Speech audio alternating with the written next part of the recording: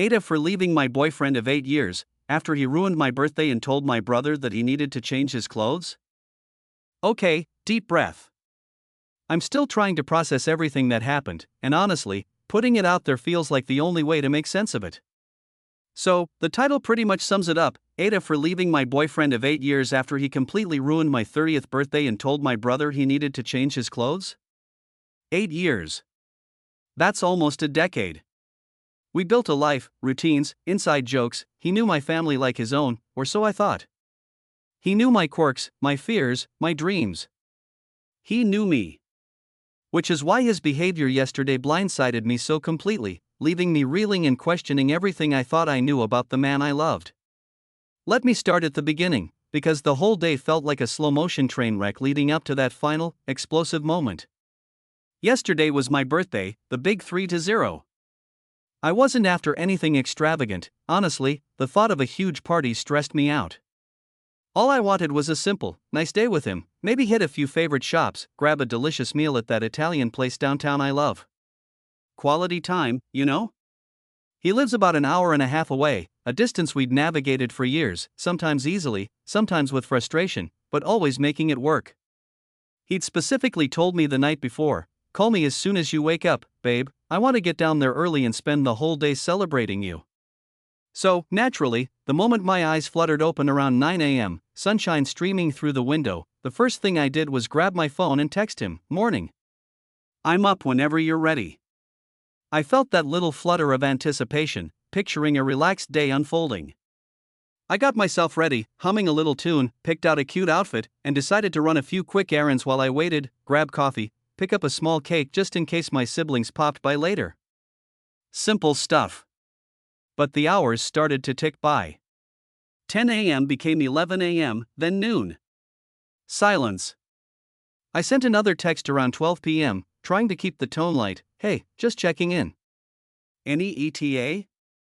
His reply finally came back, "Just gotta finish my laundry." Laundry? Okay, a bit weird to prioritize laundry over getting an early start for my birthday plans that he suggested, but whatever. Maybe he had a specific load he needed done. I'm pretty laid back, so I texted back, "Okay, no worries, let me know when you're heading out." I tried to busy myself, tidying up, scrolling through birthday messages, but that initial excitement was starting to curdle into annoyance. Then, around 1 p.m., he called. Relief washed over me, finally. But instead of saying he was on his way, we just talked. Like we always do. We can spend hours on the phone, sometimes talking about everything, sometimes just existing in comfortable silence while we do our own things. And yesterday was no different. We chatted about work, his roommate's annoying habits, a movie he watched. An hour passed. Then another. Then another. By 4 p.m., the sun was starting to dip lower in the sky, casting long shadows, and my stomach was growling. The entire morning and afternoon, the core of my planned birthday celebration, had evaporated while I waited. The annoyance had now morphed into genuine upset. "Are you coming?" I asked, trying to keep the edge out of my voice, but failing. Yeah, soon," he mumbled, sounding distracted. Soon? It was 4 p.m. The shops would be closing, dinner reservations would be impossible to get last minute. My simple birthday was dissolving before my eyes. He finally rolled up to my house around 8 p.m. 8 p.m. 11 hours after I first texted him. The moment I saw his car pull into the driveway, I felt a knot of conflicting emotions: relief that he was actually here, simmering anger over the ridiculous wait, and a deep pang of disappointment that my birthday had been relegated to an afterthought, overshadowed by laundry.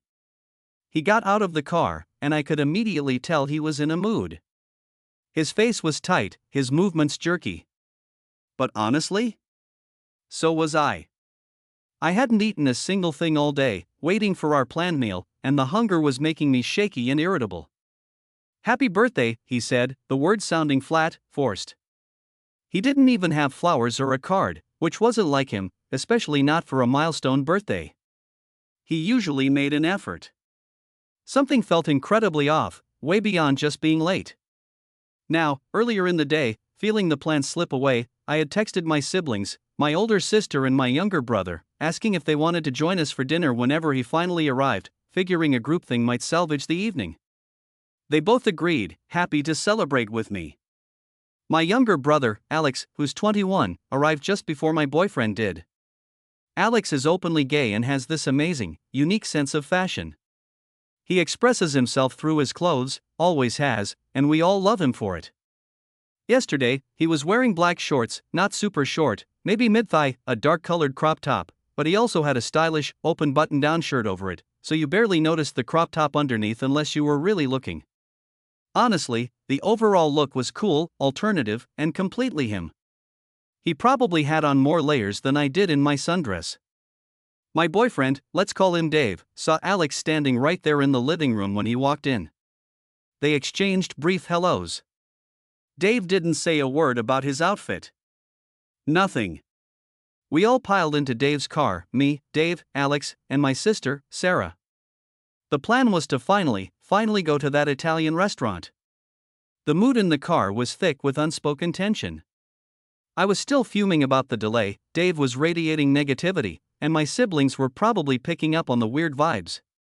We were about halfway there, driving down a familiar but dark back road, when Dave suddenly, without warning, slammed on the brakes, tires screeching slightly on the asphalt. My heart leaped into my throat. "What is it? Did you see something?" Sarah asked, leaning forward. Dave didn't answer her. He turned his head, his eyes locking onto Alex in the rearview mirror, his expression turning thunderous.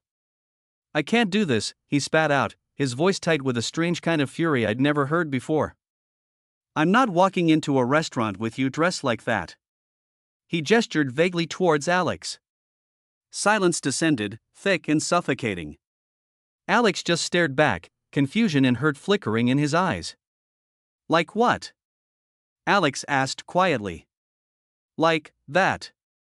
Dave gestured again, more forcefully. "People will stare. It's inappropriate. You need to go home and change your clothes." My jaw dropped. I literally couldn't believe what I was hearing. After making me wait all day, ruining the plans, showing up late and moody, this was his issue? My brother's perfectly harmless outfit? An outfit he'd clearly seen back at the house and said nothing about? Alex looked like he'd been slapped. His face crumpled, and he mumbled, "Just pull over. I'll get out." We were in the middle of nowhere, on a poorly lit road. "No!" I snapped, turning fully in my seat to face Dave. "You absolutely will not leave him here. What is wrong with you? Turn the car around. Now." The command in my voice surprised even me. Dave hesitated, looking genuinely shocked by my tone, then slowly, resentfully, executed a U-turn. The drive back to my house was the longest 10 minutes of my life, filled with a chilling silence broken only by Alex's quiet sniffles from the back seat. Sarah kept rubbing his back, shooting daggers at Dave with her eyes. I didn't look at Dave. I couldn't. All I felt was a cold, hard certainty crystallizing in my chest. It wasn't just anger anymore, it was clarity. This wasn't about laundry, or being late, or even just about Alex's clothes, though that was despicable enough. This was about a fundamental lack of respect, for me, for my time, for my family, for my birthday. It was about control and a sudden, ugly intolerance I had never seen before. Or maybe I had, but I'd chosen to ignore the little red flags over the years, the subtle comments, the possessiveness disguised as caring. 8 years of history flashed before my eyes, but instead of warmth, I felt a chill. When we pulled back into my driveway, Alex and Sarah practically leaped out of the car. Alex went straight inside, clearly needing space.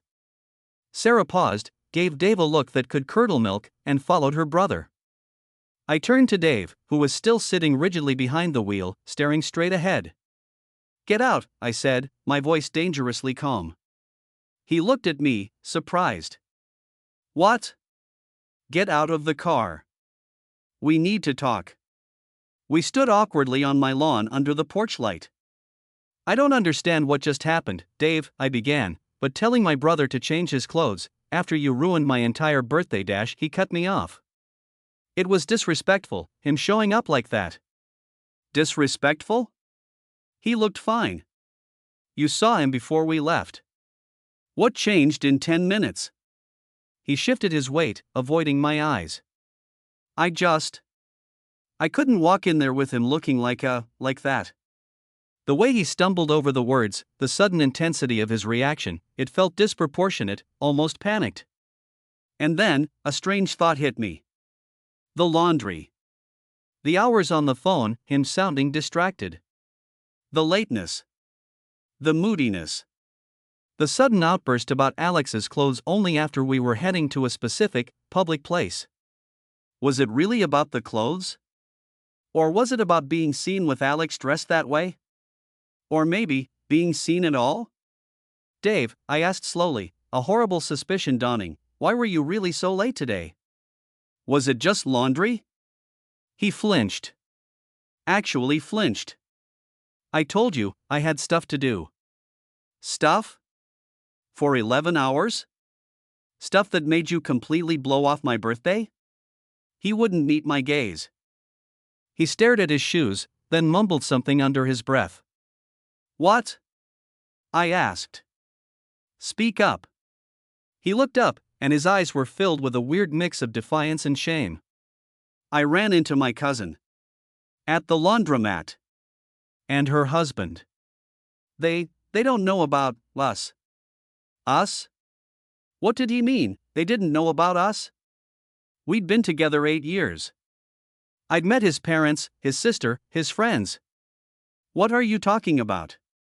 I whispered, feeling cold. Which cousin? And why wouldn't they know about me? It turned out this was a cousin from a more conservative side of his family, someone he rarely saw but whose opinion, apparently, he deeply feared. He admitted he'd spent hours agonizing after seeing them, not doing laundry, but stalling, trying to figure out how to handle the evening, terrified they might somehow show up at the same restaurant or hear about him being there. And seeing Alex, who looks visibly alternative and is openly gay, sent him into a spiral. He wasn't just worried about people staring at Alex, he was terrified his conservative relatives would see him with me, who wasn't the type of girl they expected, and with my brother, whose very presence would raise questions Dave didn't want to answer. His outburst wasn't homophobia, not directly, though it manifested that way. It was cowardice. It was shame about me, about my family, about the life he was actually living versus the one he perhaps portrayed to certain people. He hadn't just disrespected my brother, he had hidden us, for 8 years from parts of his own family. The foundation of our relationship crumbled right there on my lawn. The 8 years didn't feel like history, they felt like a lie. We're done, Dave, I said, the words tasting like ash but feeling utterly right. I can't be with someone who was ashamed of me or my family. I can't be with someone who would treat my brother like that, regardless of the reason. And I certainly can't be with someone who lies and hides our entire relationship. He opened his mouth, then closed it. He looked defeated. Okay, he finally whispered. If that's what you want. He didn't fight it. He just got back in his car and drove away into the night. I stood there for a long time, the porch light buzzing overhead. I expected to feel devastated, heartbroken, a crying mess. But mostly? I felt relieved. Lighter. Like a weight I didn't even fully realize I was carrying had been lifted. The sadness might come later, I suppose, but right now, it's overshadowed by the sheer, staggering disappointment and the chilling realization that I didn't truly know the person I'd spent 8 years with. My siblings were amazing, rallying around me, ordering pizza, and we ended up having a quiet, slightly somber, but ultimately supportive late-night birthday celebration on my living room floor. Alex was shaken but okay, more angry on my behalf than hurt for himself, which just made me love him more. But now, the calls and texts are trickling in from mutual friends, from people who knew us as a couple. They've heard Dave's side, probably a heavily edited version where he was somehow wronged or I overreacted. People are saying I was too hasty, that 8 years is a long time to throw away over one bad night, that maybe he was just stressed. They don't know the full story, the lie about the cousin, the shame he carried. They didn't see the look in his eyes or hear the venom in his voice when he spoke to my brother. They didn't feel the gut punch of realizing you were, in some ways, a secret. So, Internet, tell me honestly. After all that, after the lies, the disrespect, the cowardice, AITAH for ending it?